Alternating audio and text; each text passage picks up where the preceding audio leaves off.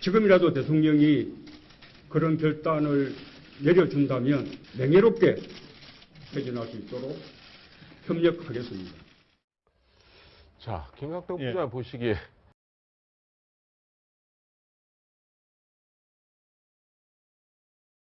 좀 지나치지 않냐, 뭐 이런 얘기도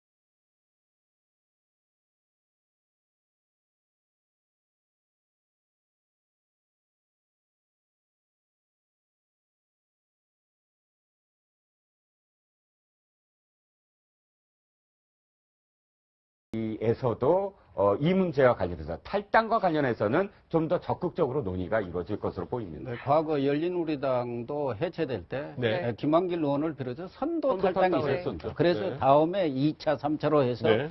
통합민주당이 형성됐기 때문에 뭐 남경필 지사라든가 김용태 의원이 선도 탈당을 하면은 지금 비주류, 비박을 중심으로 한 분들이 합류해가지고 네. 이렇게 사실상 새누리당이 해체되는 수순으로 가지 않겠다. 지금 이정현 대표가 끝까지 저렇게 버티고 있는 상황에서는 방법은 그 방법뿐이 없지 않겠냐 하는 생각이 듭니다. 네. 네, 이런 가운데요. 어제 촛불 집회 그 와중에 보수단체에서는 반격 움직임이 네. 있었습니다. 이 중에 한 분이죠. 김경재 한국자유총연맹 회장. 어제 이런 얘기를 했습니다. 노무현 전 대통령을 공격하기도 했는데 먼저 들어보시죠. 노무현도 삼성으로부터 8천억을 받았어요.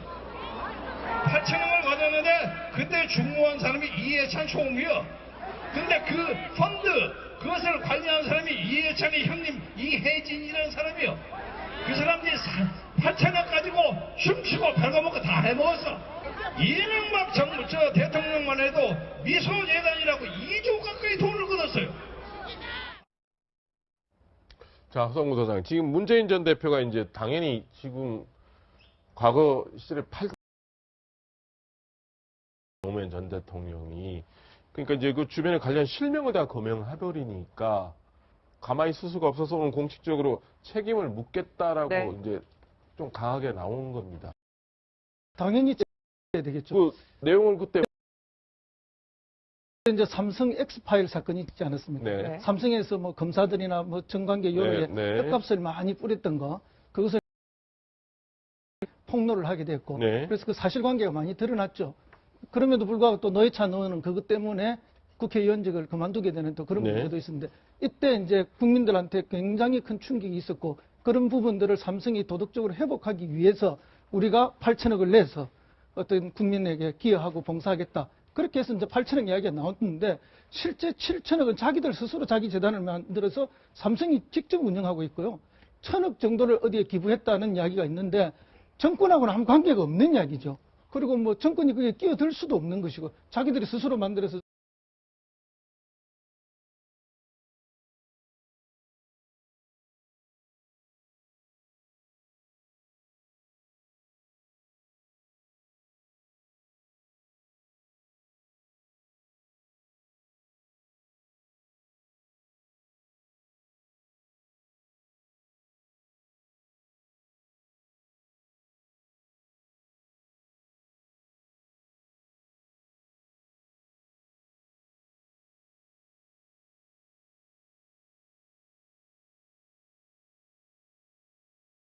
도와달라 하는 겁니다.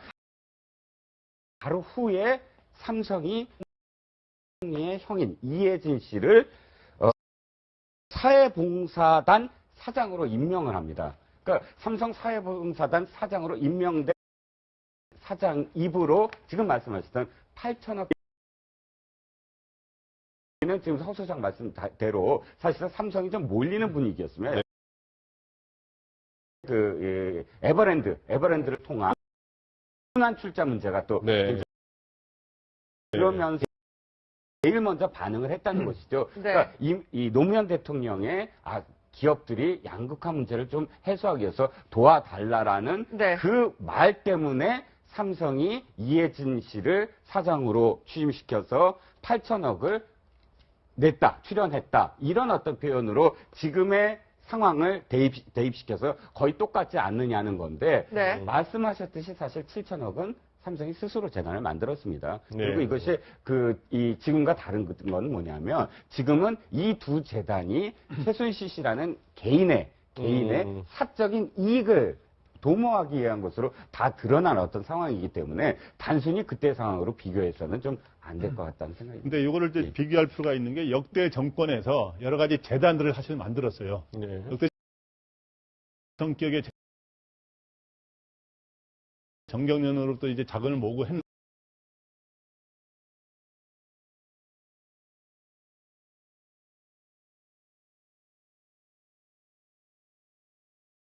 가까이 걸렸다는 거 아닙니까?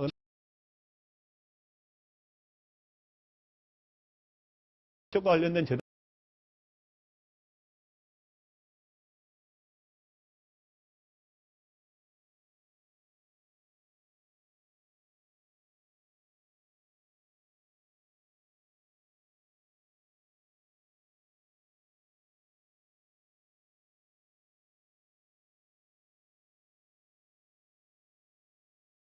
과거에 이런 공익도 이제 그러면 한국식이라고 앞으로는 지향해 가야 되는 거 아니냐 하는 이야기는 나오고 이게 있는 뭐 거죠. 기업들한테 이 준조세가 돼서 오히려 더 부담이 된다는데 지금 조금 전에 야당 대선 주자들이 모여서 의견을 낸 게 결국 총리 문제를 다시 이제 과도 예. 총리를 얘기하자는데 참 이게 그동안 또 총리를 다 이렇게 거부하다가 다시 총리 얘기로 다시 돌아오는 셈이 된 거 아닌가 싶습니다. 아니 오늘 탄핵 얘기를 했지 네. 않습니까? 네. 탄핵을 적극적으로 이제 추진하고 네. 왜?